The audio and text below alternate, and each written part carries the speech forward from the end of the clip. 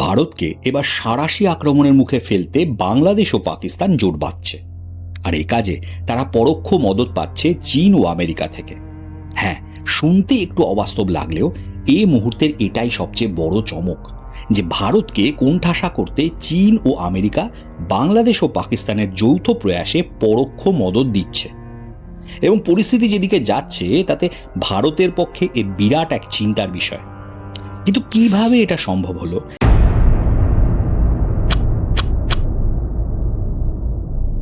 ভারতকে পর্যদস্ত করতে বাংলাদেশ ও পাকিস্তান ঠিক কতটা বড় প্ল্যানিং করছে সে বিষয়গুলোকে খুব সংক্ষেপে ও সহজে আপনাদের বোঝাবো বলেই আজকের এই ভিডিও নিয়ে এসেছি। তবে তার আগে বলি, আপনারা যারা এখনও আমার এই চ্যানেলটি সাবস্ক্রাইব করেননি তাদের প্রতি অনুরোধ, চট করে চ্যানেলটি সাবস্ক্রাইব করে বেল আইকনটি টিপে দিন। এটা আপনাদের কাছে খুবই ছোট্ট একটি বিষয়, কিন্তু আমার কাছে এর গুরুত্ব অপরিসীম। এবারে আসা যাক মূল বিষয়ে। দেখুন, পাকিস্তান 1971 সালের যুদ্ধে ভারতের কাছে শোচনীয়ভাবে হারের পর এটা বুঝেছিল যে মুখোমুখি যুদ্ধে ভারতকে হারানো তাদের পক্ষে সম্ভব নয়।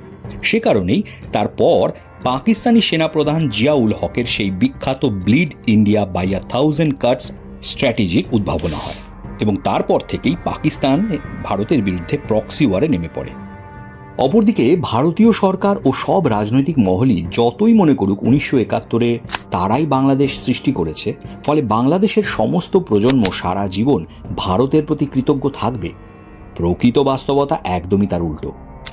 বাংলাদেশের সর্বস্তরের বেশিরভাগ মানুষই ভারতীয়দের প্রতি সবসময় বিদ্বেষপূর্ণ মনোভাব পোষণ করে এসেছে এবং বর্তমানে সেই বিদ্বেষের পারদ ছুঁয়েছে সর্বোচ্চ স্তর। ফলে ভারতের সাথে সর্বক্ষেত্রেই টক্কর দেওয়া এখন বাংলাদেশের রাজনীতিরও পক্ষে আবশ্যিক হয়ে উঠেছে, যেখানে দুদেশের সেনা সংঘাতও একটা স্পষ্ট সম্ভাবনা। কিন্তু পাকিস্তানের মতো সমস্যা বাংলাদেশেরও আছে এবং বলতে গেলে আরও বেশি করেই আছে। সামরিক শক্তিতে বাংলাদেশ যে ভারতের সাথে কোনো তুলনীয় অবস্থাতেই আসে না, সেটা সে দেশের সর্বোচ্চ স্তরের নেতারা, তা সে রাজনৈতিক হোক বা সামরিক, খুব ভালোভাবেই জানে। সে কারণেই মূলত বাংলাদেশের অন্তর্বর্তীকালীন প্রধানমন্ত্রী মোহাম্মদ ইউনূসের উদ্যোগে পাকিস্তান ও বাংলাদেশ একটি দ্বিপাক্ষিক সামরিক চুক্তির সমস্ত রূপরেখা তৈরি করে ফেলেছে। এই চুক্তি অনুসারে বাংলাদেশ বা পাকিস্তান কোনো এক দেশের উপর তৃতীয় কোনো দেশ আক্রমণ করলে বা যুদ্ধে লিপ্ত হলে অপর দেশও সেই আক্রমণ প্রতিহত করতে সর্বশক্তি দিয়ে ঝাঁপাবে।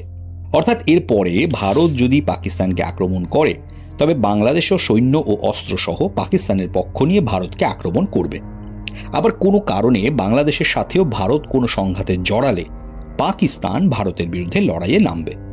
যদিও এই পারস্পরিক প্রতিরক্ষা চুক্তি বা মিউচুয়াল ডিফেন্স প্যাক্ট এখনই স্বাক্ষরিত হয়নি এবং তার কারণ অবশ্যই বাংলাদেশে এখন তত্ত্বাবধায়ক সরকার চলছে, তবে ফেব্রুয়ারিতে নির্বাচন সম্পন্ন হলে বাংলাদেশে নির্বাচিত সরকার শপথ নেবে এবং ঝটপট এই প্রতিরক্ষা চুক্তি স্বাক্ষরিত করবে। এই ব্যাপারটা অবশ্যই ভারত সরকারের শীর্ষ মহলের কপালে চিন্তার ভাঁজ ফেলেছে, কারণ দুদেশ যদি একসাথে ভারত আক্রমণ করে তাহলে ভারতকে নিজের পশ্চিম, উত্তর এবং পূর্ব এই তিনটি সীমান্তেই সৈন্য ও সমরসজ্জা প্রস্তুত রাখতে হবে, যা ভারতের সামরিক তথা আর্থিক ব্যবস্থার উপর নিদারুণ চাপ সৃষ্টি করবে। তা সে ভারতের সামরিক ও রাজনৈতিক মহল যতই জোরের সাথে বলুক যে তারা এ ধরনের পরিস্থিতির জন্য সর্বাত্মকভাবে প্রস্তুত। ভারত এখন বিশ্বগুরু হওয়ার স্বপ্ন দেখছে। পৃথিবীর প্রায় সব অর্থনীতির চেয়েই বেশি দ্রুতগতিশীল এবং আমেরিকা ও চীনের সাথে সমানে টক্কর নিয়ে যাচ্ছে আর্থিক সমৃদ্ধির ক্ষেত্রে। তাই একবার যদি পাকিস্তান ও বাংলাদেশের মিলিত শক্তি ভারতের বিরুদ্ধে যুদ্ধে অবতীর্ণ হয়, তবে ভারতের সমস্ত আর্থিক প্রগতির স্বপ্ন মাটিতে মিশে যাবে। আর ঠিক এটাই চায় চীন ও আমেরিকা। সে কারণেই তারা পিছন থেকে পাকিস্তান ও বাংলাদেশের এই প্ল্যানকে কার্যকর করতে উদ্যত হয়েছে, কারণ ভারতকে দুর্বল করার এর চেয়ে ভালো ও বড় সুযোগ চীন ও আমেরিকার কাছে আর কখনোই আসবে না। সে কারণেই একদিকে যেমন বাংলাদেশ ও পাকিস্তানের মধ্যে এই মিউচুয়াল ডিফেন্স প্যাক্টের মৌ স্বাক্ষরিত হয়েছে, সেখানেই আবার কুনমিংয়ে পাকিস্তান, বাংলাদেশ ও চীনের শীর্ষস্থানীয় প্রতিনিধিরা নিজেদের মধ্যে ত্রিপাক্ষিক আলোচনায় মিলিত হয়েছে এবং আলাদাভাবে চীন বাংলাদেশের সাথে ও পাকিস্তানের সাথে দ্বিপাক্ষিক আলোচনায়ও মিলিত হয়েছে। যদিও চীন এই যুদ্ধে সরাসরি লড়বে না, তবে পেছন থেকে অস্ত্র, প্রযুক্তি ও অন্যান্য লজিস্টিক্যাল সাপোর্ট দেবে। অবশ্য এ ব্যাপারে আমেরিকা একটু আবডালে থেকেই নিজের স্বার্থ সিদ্ধি করছে। চীনের মতো অতটা খোলাখুলিভাবে পাকিস্তান ও বাংলাদেশকে সমর্থন জানাবে না আমেরিকা। তবে intelligence sharing, information warfare, propaganda এসবে তারা মদত দেবে ভারতের বিরুদ্ধে। আর এসব কিছুই মিলে ভারতের জন্য এক জটিল পরিস্থিতি সৃষ্টি করছে।